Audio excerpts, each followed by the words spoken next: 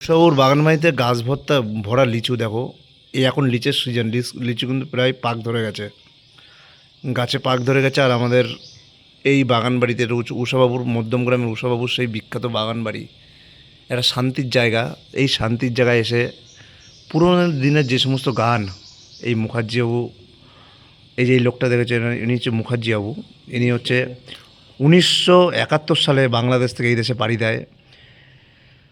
আর এই বাগানে বসে একটা আড্ডার জায়গায়, আমাদের আড্ডা বলাটা ভুল, এখানে পুকুরে স্নান করতে এসে একটা শান্তির জায়গা। তো যাই হোক, এই রথের মেলা, সামনেই রথ আসছে।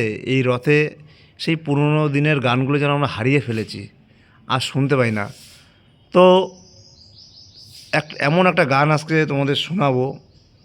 এই মুখার্জিবাবু, ইনি হচ্ছে একসময় বাংলাদেশের দূরদর্শন শিল্পী ছিল, বা সেখানে টেলিকাস্টে গান করতো।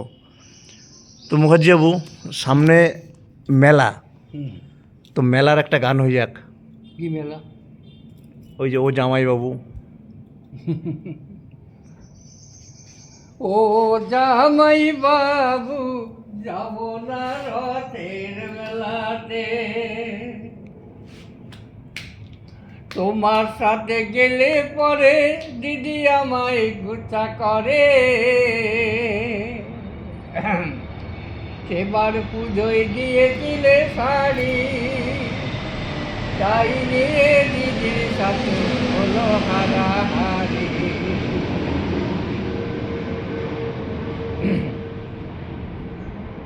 কিছু বলতে গেলে উল্টা মারে, দিদি গো যাব না রথের মেলাতে।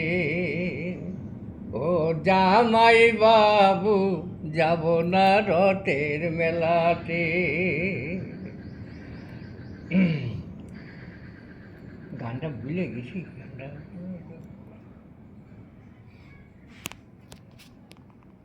যাই হোক, যেটুকুনি শুনিয়েছো তুমি, অনেক অনেক ভালো।